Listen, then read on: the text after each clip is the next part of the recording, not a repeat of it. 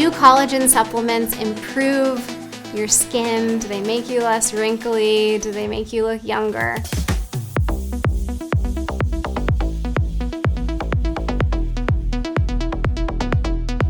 We're gonna dig into whey protein today. It's one of the few supplements that I take on a regular basis. I love my whey protein, so I'm excited to dive into it with you guys. Whey is actually a collective group of proteins that is found in milk. You've probably heard the nursery rhyme, eating her curds in whey. The whey part is the liquid portion, and then the curds are the solid portion. And whey contains all 9 essential amino acids, making it a complete protein source, which is really important for adequate nutrition. Whey is dried and it's formed into that protein powder that we call whey protein. There's 3 different forms of whey that we really talk about, and one of them is concentrate. So whey concentrate is the least refined. It has the highest fat content of all of the forms. It also will have some carbohydrates still left in it, and the protein content can be more variable. One of the pros is that it's usually cheaper and it has good amount of protein in it. It also may have some fat if you're trying to gain weight. That can be helpful, and it also slows the digestive process because of the fat content, which can increase satiety, so the feeling of fullness after eating. Some of the cons is it's not a pure protein. It has the carbs and fat still. It still contains lactose, so if you're lactose intolerant, probably not the best option for you. And it can be higher in calorie if weight gain isn't your goal. There's a whey protein isolate is the next form. That's the one that I usually recommend for most people because it's a balance of cost versus benefit. So it is high in protein, it's very low in fat, it contains low to no lactose in it. It may contain some lactalbumins, which some people can be sensitive to that type of protein.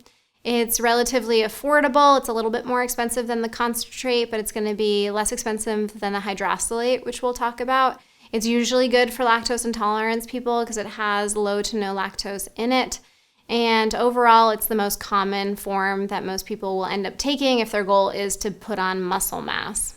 Then you have one step up. It's called whey hydrolysate. It is more expensive, which is a con, but it's highly refined, and so it's taking out all of the fats and the carbohydrates, and it's really just the protein left over. But what they do is they then degrade the protein to an easy to digest form, so it's more simple amino acid links. So you're gonna see the ditripeptides, smaller peptides for easier absorption from the stomach. So when people have really sensitive stomachs or they're worried about reacting to something, then the hydrolysate is sometimes worth spending the extra money on it. But for most people, like I said, the isolate is a great option. Whey in the body, we really are looking at it for mostly putting on muscle mass, but it is a complete protein, so it's a source of protein in your diet. It contains the branched chain amino acids, which are leucine, isoleucine, and valine. These have been shown to play a key role in mediating the mTOR pathway, which helps to mediate muscle growth and synthesis. It also has been found to reduce the risk for cardiovascular disease when you look at the branched chain amino acid research.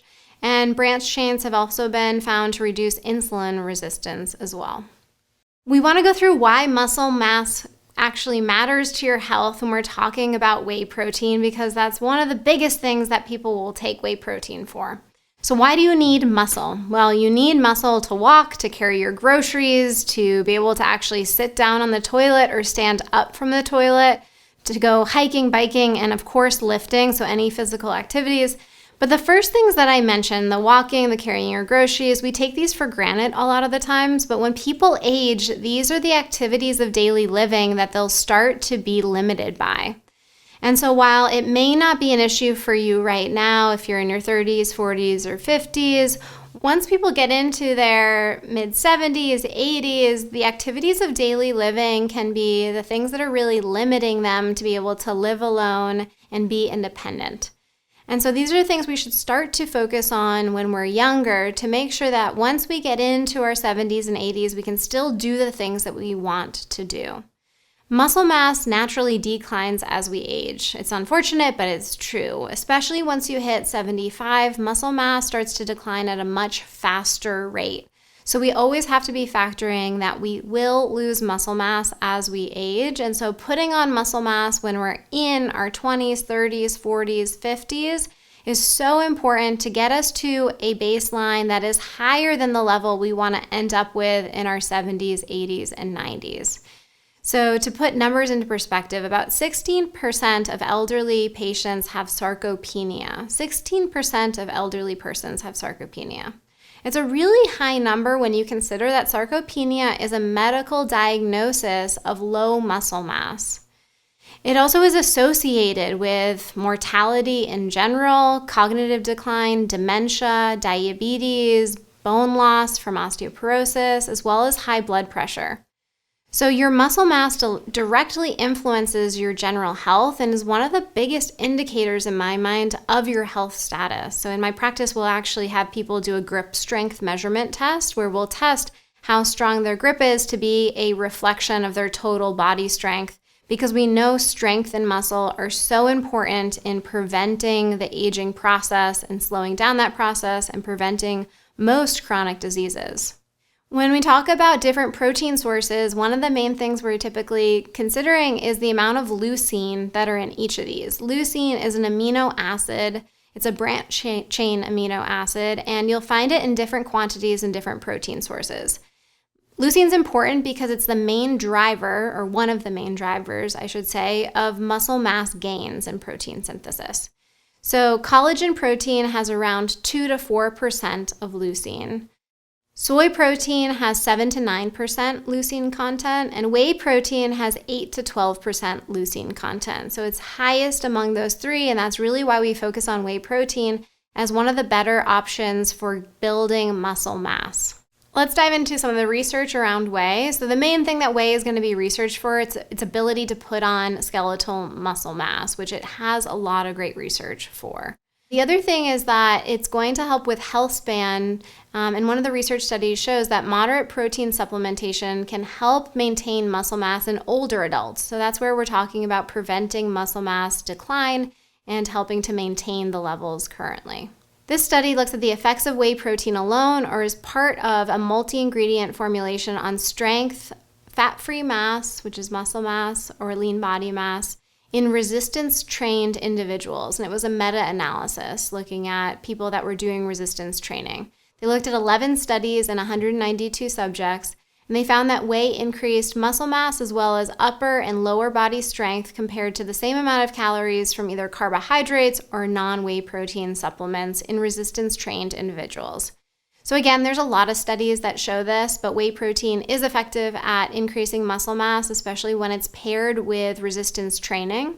So in order to gain muscle, you need two things. You need to have adequate protein in your diet. Increasing the leucine content of that protein helps as well to drive the mTOR pathway, but then you have to have resistance training that is straining the muscle so that it has to adapt and grow. New research is examining the influences of whey on other disease states, though, as well. So it's found to improve glycemic control in diabetic patients as well as pre-diabetic populations. It may mitigate the symptoms of cancer cachexia syndrome, which when people are going through cancer treatment, one of the main concerns is muscle mass loss, which is called cachexia when it gets to a certain point. And so helping to mitigate that is a big deal when it comes to cancer care. There's some evidence for improved cardiovascular disease beyond what is increasing the lean body mass as well. This is another study that looked at healthy young men. They had 6 men per group, and what they did was perform a single leg resistance exercise training followed by consumption of a drink that had 22 grams of protein in it. All of the drinks were matched for the essential amino acid content, so they all had about 10 grams of the essential amino acids in them. And the 3 drinks were a whey hydrolysate, a casein, and a soy protein isolate. Now, what they found was that after exercise, muscle protein synthesis following the whey consumption was 122% greater than the casein group. It was also 31% greater than the soy isolate group. So you can see here, protein isn't just good at muscle mass, but whey protein specifically is better than other protein sources at synthesizing new muscle. Blood levels of leucine, essential amino acids, were also higher in the whey group. So it looks like there may be also some higher bioavailability, especially of the essential amino acids that whey contains. So what about vegan protein versus whey protein? Whey is obviously from milk, and so vegan populations usually won't consume whey proteins. And so are there differences between these two? There was a randomized control trial of 18 healthy men aged 18 to 35, and all the proteins that they used were standardized to the same leucine content as well as the same essential amino acid content, which is really important because those are some of the things that we look at as driving muscle synthesis. We had one group that had whey protein isolate, that was the control group, and then the other groups were going to be a vegan protein containing pea protein as well as a pumpkin protein.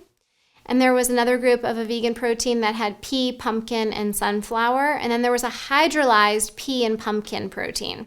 And the reason they chose the hydrolyzed pea and pumpkin protein to also include is that one of the criticisms of vegan proteins is that because they are from plants, they contain anti-nutrients that can reduce the absorption of the proteins in the shake. Similarly, it also has fiber that is thought to bind some of these proteins and make it less bioavailable.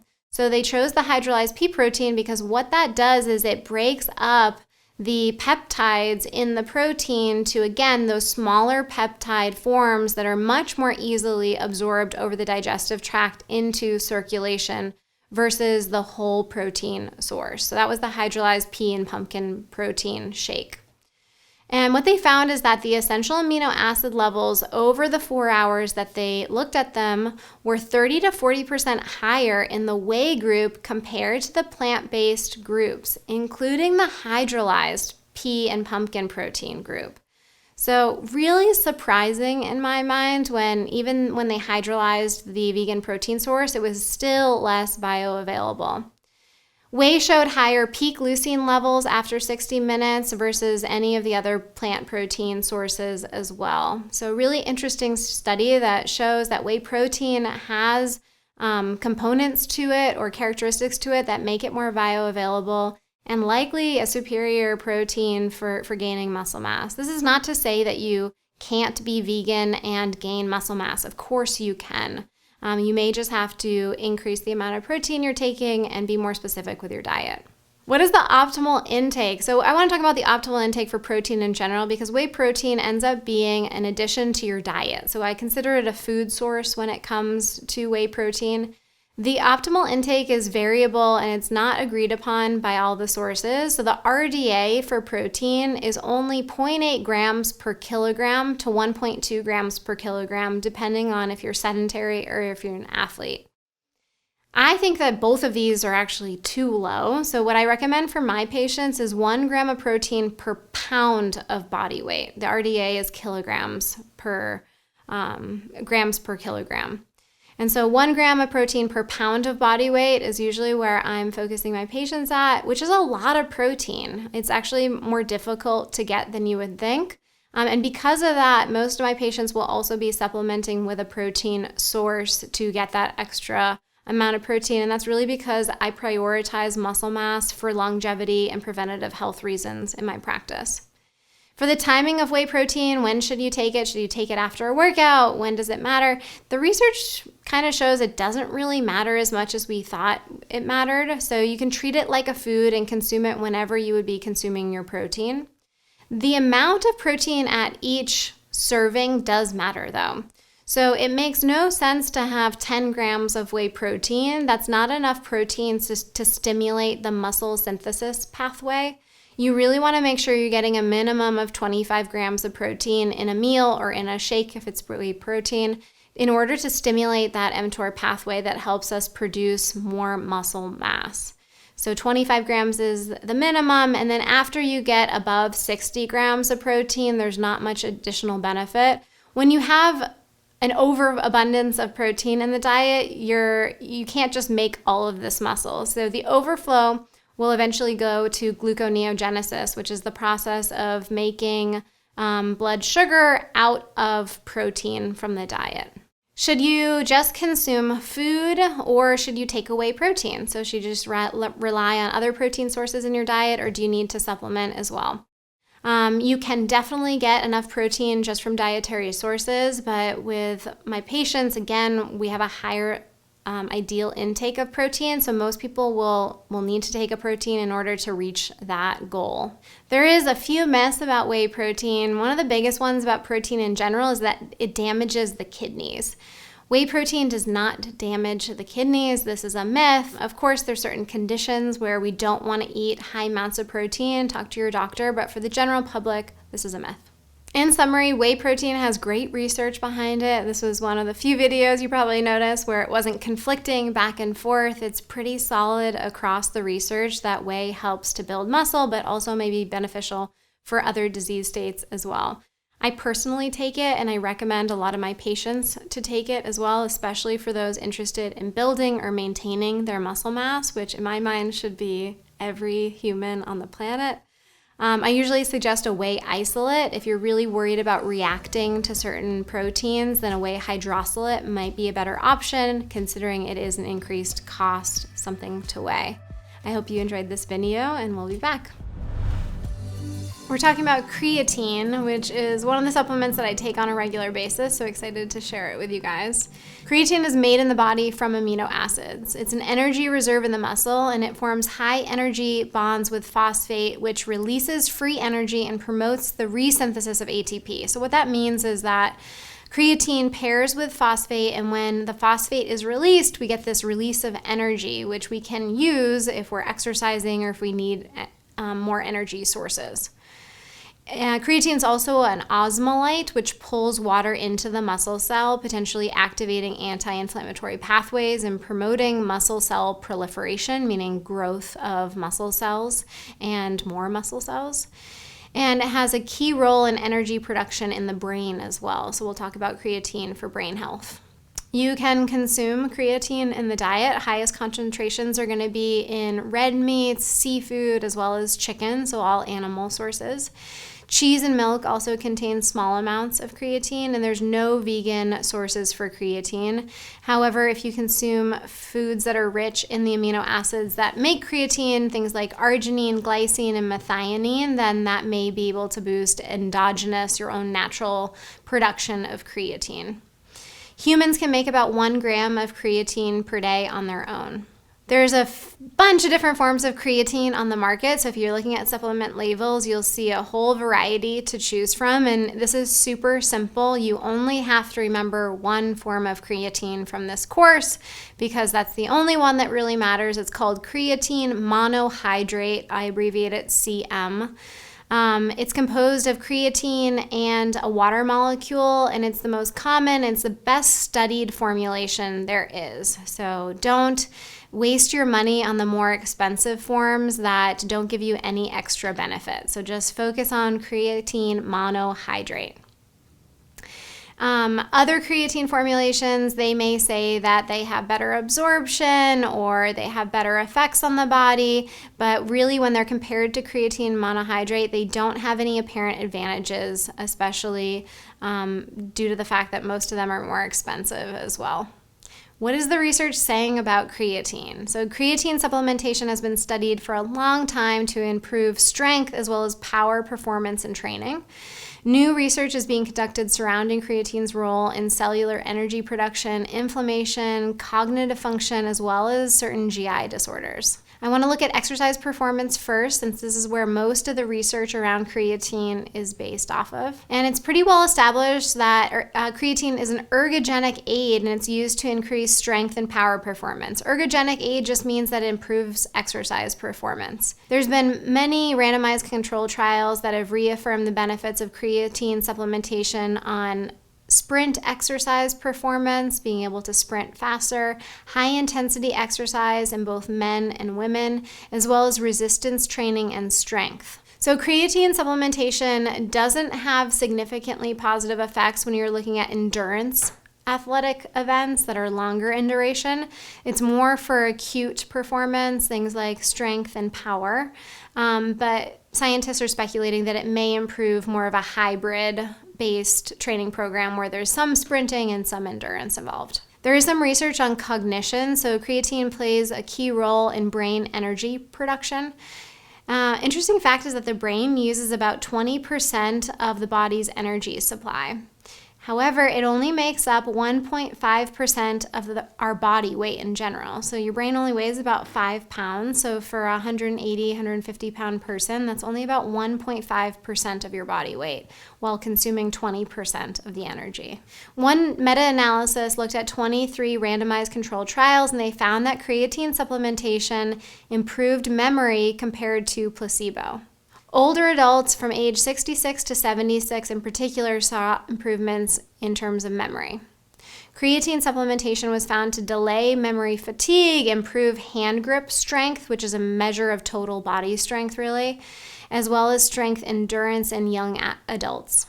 And another study looked at college-age women, and they divided them into those that were vegetarian and those that were omnivore. And among vegetarians, creatine supplementation improved memory, but it did not improve memory in the omnivores. So we see that vegetarians may have been deficient in creatine, therefore when they supplemented, their memory improved. Creatine improved reaction times in both omnivores as well as vegetarians as well. So should you get it through the diet or should you take it through a supplement? Recent population-based studies have found that most people aren't getting enough dietary creatine to fully saturate the muscle cell. And this is what we look at when we're talking about creatine research, is how much creatine does it take to fully saturate your muscle cells so you get the most benefit from it. And from the diet alone, these studies are seeing that we're not saturating our muscle cells with just diet sources. Vegans and vegetarians and older adults, as well as athletes, may not be consuming enough creatine to meet their needs as well as their demands. So really, when I'm looking at all the research, I really think there's a benefit to supplementing and not just relying on diet, especially for vegans and vegetarians, or people that are more likely to be deficient, or those that are more looking for performance enhancing effects. How much do you need to take if you're going to take creatine? So our human bodies, we can synthesize about 1 to 2 grams per day. And this is adequate for a moderate demand of creatine, but if we have a higher demand, it's probably not adequate. And so in order to fully saturate the muscle, you need between 3 to 5 grams per day. So I just recommend 5 grams per day for everybody. Years ago, people were really, and still to this day, people will talk about loading doses for creatine, meaning taking higher amounts in the beginning, taking, bigger doses like 10, 20 grams for a few days, and then going to a lower dose for maintenance. And what we see is that even with the 3 to 5 grams of creatine on a daily basis, you're still able to fully saturate your muscle cells. It just takes a few days to get to that saturation level. So my recommendation is just 3 to 5 grams per day on a daily basis to saturate the muscle cells. In terms of timing, when do you want to take creatine? I recommend just taking it in the morning, so you take it at the same time every day. You don't need to take it around workouts because you're really looking to saturate that muscle cell, and that's going to take a few days to get to that saturation level. But once you're there, the timing of the creatine doesn't seem to make much of a difference. Is more better? So in short, no, more is not better. But studies that have looked at this have looked at muscle cells being saturated, and when you're using a higher dose of greater than 10 grams per day, there's no increase in benefit versus the 3 to 5 grams. And at higher doses, you're more likely to have nausea, GI distress, bloating, diarrhea even. So definitely can keep it at the 3 to 5 grams per day. There's a bunch of myths around creatine that I want to go through. Number one is creatine leads to weight gain. That's not correct. Creatine doesn't lead to weight gain in terms of fat gain. However, it can act as an osmolyte, remember, so it can pull water into the tissues. And so you may gain a little bit of water weight, especially in the beginning. Most people just get used to it, and it doesn't lead to an actual gain in fat, though. If you gain muscle, your weight will obviously increase, but that's something that we usually are looking for when we're dosing with creatine. Creatine dehydrates you. That's another myth that is out there. It does not. Creatine also does not damage the liver. That's a really common myth. People will say it'll damage the liver or the kidneys, and we don't see that. Creatine can contribute to heat stroke. So when creatine, was first really researched, there was a few incidences of people on creatine that had heat stroke, and they really viewed those as two separate events, and it's not contributing to heat stroke when it is there. In summary, I think creatine has really promising research for both cognition as well as exercise performance. I personally supplement with it daily. I take 5 grams every single day, and I only use creatine monohydrate as the only form I would recommend, and that 5 grams per day is sufficient. You don't need a loading dose. And it's really effective for people looking for performance, but also just general maintenance of muscle mass as well. Now talking about one of the supplements that's gained a lot more attention in the media recently over the last few years is collagen. So the global collagen supplement market size was valued at $1.99 billion in 2021, and it's continuing to grow. What does collagen do in the body? So collagen is the most abundant protein in the entire human body. It is involved in the extracellular matrix of connective tissue, which means that it's not inside the cell, it's outside of the cell. And I like to think of it like as scaffolding in a building, where it's helping to keep structure to our cells and to our tissues around the cells. Its primary function is to strengthen the connective tissue of things like joints and ligaments, as well as bone and skin. And it plays a role in your organs, your intestines, and your blood vessels also need collagen to have their integrity and structure. Collagen begins to decrease and unravel as we age, which is super unfortunate. That's why we get more saggy skin, wrinkles, things look looser. And this unraveling and decline of collagen is due to the fact that we're exposed to UV exposure. Alcohol can increase this unraveling as well. Tobacco use perpetuates it, and a lack of physical activity, chronic stress, poor sleep quality as well is also going to advance this reduction in collagen and have it unravel. These two pictures on the slide here, we see that younger skin has more abundant collagen and elastin proteins in it, whereas when we get older, we see an unraveling of these collagen proteins as well as less elastin. And so it's really visibly different when we see young versus old tissue, what's actually happening. So why does this unraveling of collagen happen, and hopefully how can we stop it so we can look younger? It happens by an accumulation of oxidative stress due to mitochondrial dysfunction as we age. So the more oxidative stress, the more stress that our cells are put under can create issues within our mitochondria, which are the energy-producing organelles of our cells.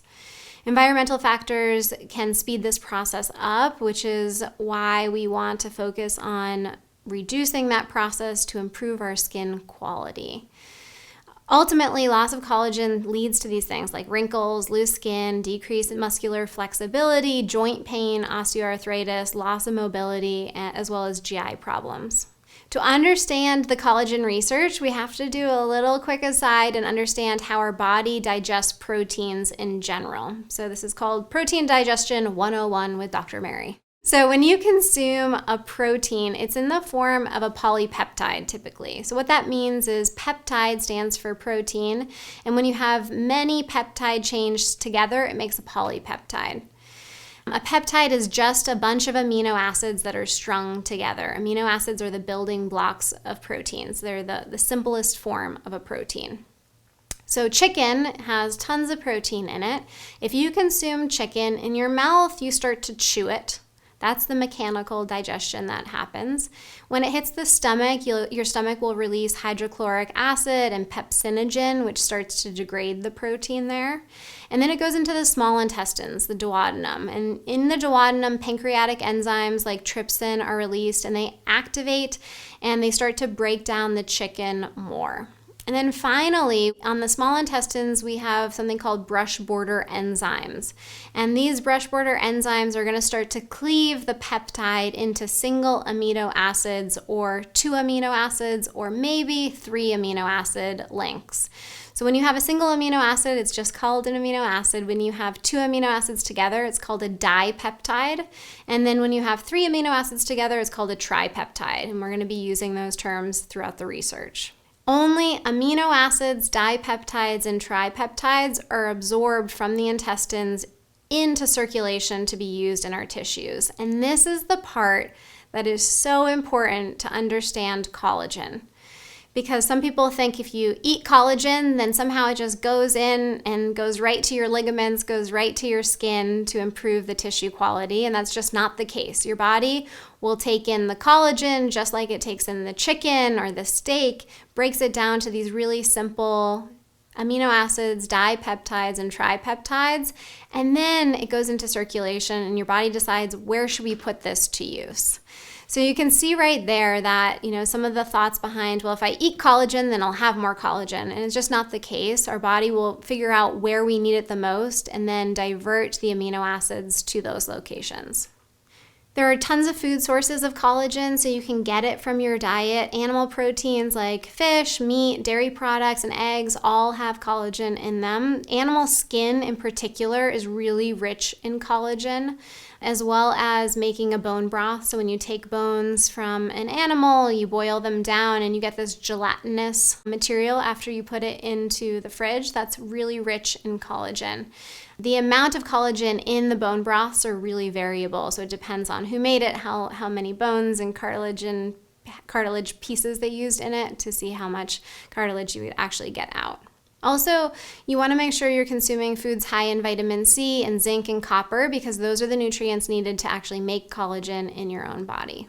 Do collagen supplements improve your skin? Do they make you less wrinkly? Do they make you look younger?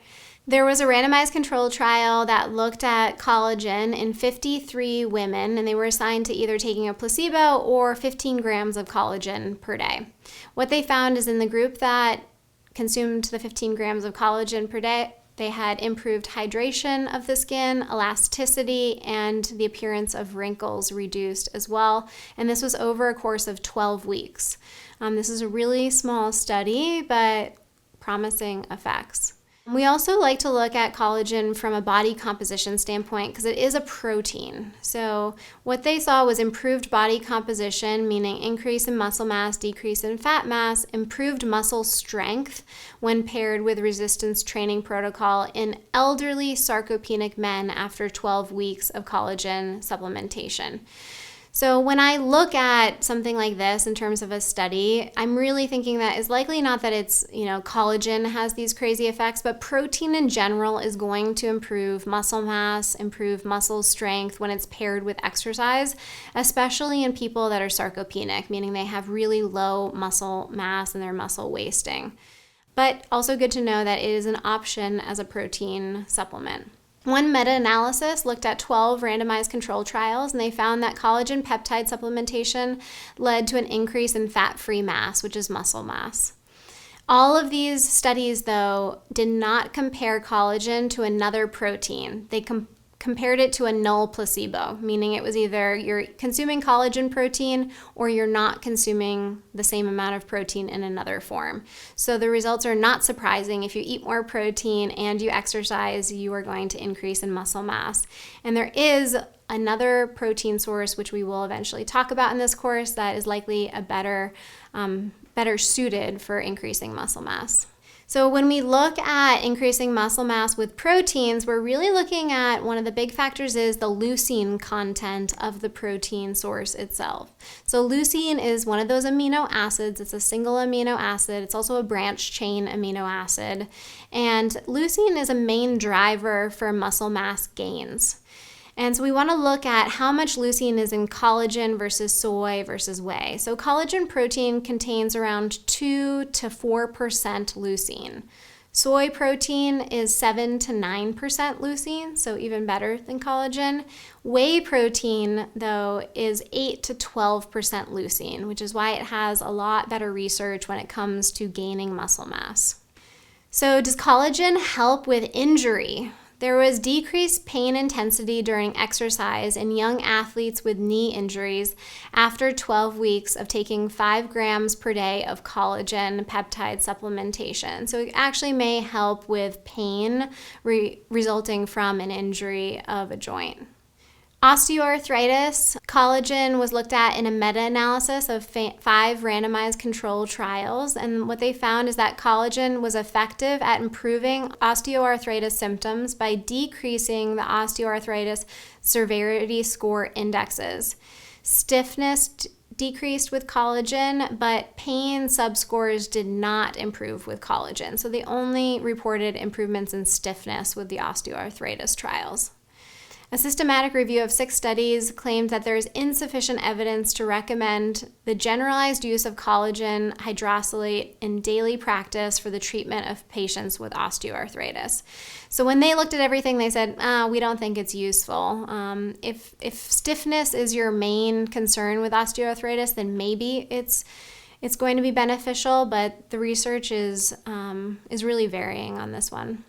When you're looking to see which form of collagen you should be consuming, you want to answer the question, what are you taking it for? So if you're taking it for skin reasons, you really want to look to see if you can get the pro-hydroxyproline dipeptide, because that has the most research around it for inferring skin benefits like elasticity and hydration.